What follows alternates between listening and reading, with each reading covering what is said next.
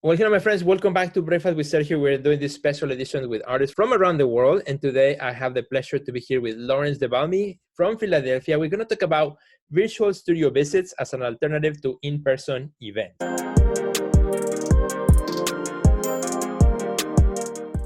Well, hi, Laurence. Good to see you. How are you? Fine. How are you? I am good. I'm very excited to actually have you right here in front of me because we have been in touch on and off through social media, through Yes, Messenger. You have also been a guest to my podcast. So indeed. I feel like I already know you very well, although we have never actually met in person until now. Yes, it's true. So it's great to have you here. And one of the reasons that I'm really super excited about this conversation because I follow you on Instagram, of course, and I follow what you do, and love your work, by the way, Thank which we're you. gonna talk a little bit about and show some of it as we have this conversation here on the screen. But this idea of for you, just as many artists as we're going through this lockdown and pandemic, many shows were canceled, Mhm. many residency programs, many pretty much in-person events were just either canceled or postponed for later.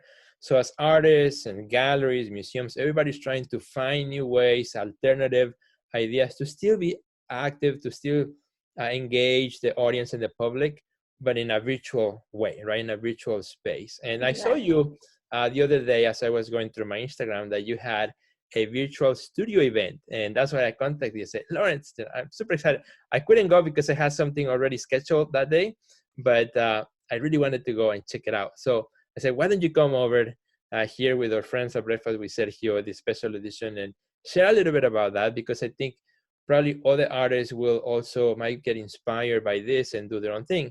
And actually, you inspired me because of what you saw. I saw you did, and I'm also now doing with the artists in my gallery.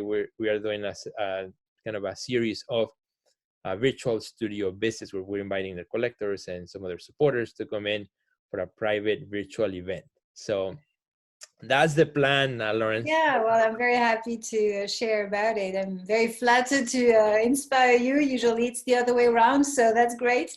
And yeah, what happened is we had a show scheduled for the Affordable Art Fair in New York, end of March, and of course it was canceled. So I was planning on presenting new paintings with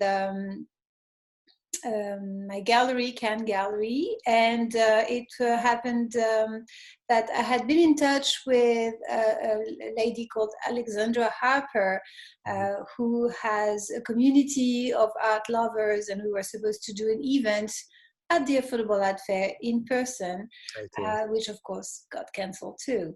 So with Alexandra, who has this community called Women of Culture, we came up with the idea of doing a virtual studio visit. It took place last Saturday, and it was the first time for me. That is fabulous. So tell me a little bit about the process. How was it done? Was it through Zoom? Was it through some other, you know, Yes, so it was through the Zoom, indeed. Alexandra of Women of Culture took care of organizing it, inviting the people, and I wasn't really sure, what to expect since it was the first time, but it went really well. It was nice. We chatted for an hour and a half, so it was even wow. longer than expected because there was interaction, which was great. And there were about 20 people, which I was really impressed because I wasn't really sure, if who would be available and interested and showing up. So it's always, nice to learn and see how it goes. That's fabulous. So once you had the event started, were you able to see the like faces of other people, or Yes. they were mute? How did you actually Yeah, so what we were did you is able we to did interact? a little intro of everybody. A few people I already knew, but most of them I had never met. So it was nice. There were people from LA, Canada, New York. So it's very diverse, and it was fun to meet the people. Some were following me on Instagram, but I had never really been in touch with them. more than, just a post. So it was nice to see them face to face. Oh, awesome. That's very exciting. Were you able to like walk around your studio with the camera, or you had it fixed? I'm just kind of like picking your Yeah. So what I did is I used my computer a little bit like we are talking today. And then at one point I took my computer and got it closer to the paintings. What I did also beforehand is I set up my studio a little bit nicer than usual. And like I put painting on the walls, which I do not usually do. I set it up a little bit like a mini gallery for the occasion. But I mean, it was really very smooth. I just wanted to keep it as it is almost usually. And we had a conversation where I introduced my work and then answered the questions about it. Oh, that's fabulous. I think, this is a great idea because as many artists are watching right now, this might spark, some interest. I'm like, oh, maybe this is something I could do. Even if your studio is somewhere else, if you have a couple walls or a corner in the house that you can take whatever you have and then just kind of do a pop-up show in a way, right in your own space and set up that corner. And then, you can either ask people to sign up for it, or if you are up to, you can also do it just as a live feed, which I've seen artists also do. You like just go live and boom. But you can invite people, let people know you're gonna do this, and so it could be done either way if you wanted more of a private or more of a open. Yeah, I think there are many ways of doing it, and I think it's a good time to experience. Right now, people are at home, and most of the people I've been in touch with would probably not have been able to attend the Affordable Art Fair. So it's a way of reaching out to some people who I mean, not everybody lives in New York, and not everybody has the time to attend the fair. So I think I will try to do it again more regularly. Maybe on the shorter version, this one was a bit longer, but it gave me new ideas. That's fabulous. That's exciting. Now, tell us a little bit about your work, Laurence.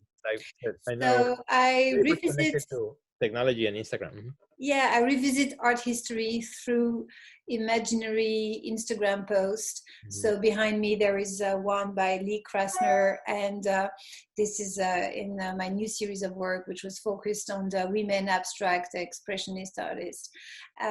So I share the stories behind the art. So this particular painting, the state of mind of the artist, and the interaction with her friends and her network. Absolutely. And they are paintings, correct? They're not they are actually paintings. They are paintings. So how many posts have you created? So I have about 150, something like this. Wow. Wow. So, that's pretty much an Instagram account right there. Yes. It is, yeah. No, Sorry. I'm lucky to have many collectors who've been interested in my work, so it keeps me busy for sure. And I think your work, because it's a reference to technology and reference to social media itself, which we have to right now realize how that is helping us to stay together and stay in touch with each other, right? Where before it's like, well, yeah, it's social media and it's there and we all use it and so on. But now has become such a primary element in which we connect with our friends, with our families, with others that we want to interact with. And so your work is already about that sphere. Yeah, Have you had some thoughts about this as we go through? Well, I was thinking that when I created it, it was what if Instagram had always existed, and now it's like, what if Instagram was the only way to share art? So I hope it's not, because of course art in real person is always a better experience.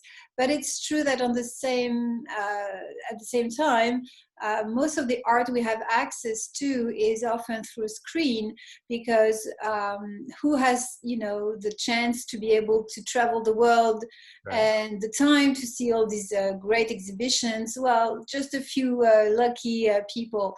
So even us who are working in this field, we cannot see everything. There is so much. So we often see exhibitions through a screen. So it's true that it becomes the way to consume art.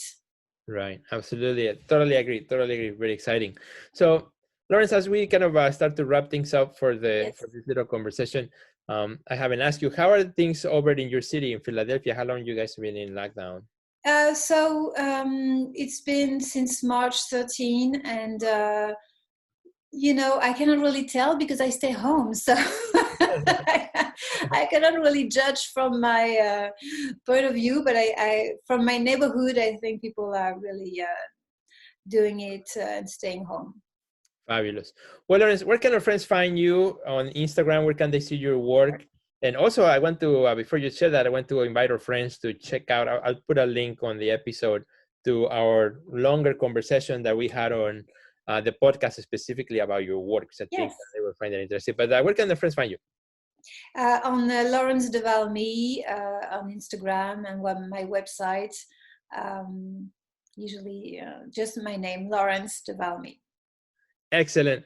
Well, Laurence, thank you so much for joining us today. It's been Thank such you for having me, and I look forward to visiting your artist studios. That would be great. That would be awesome. All right.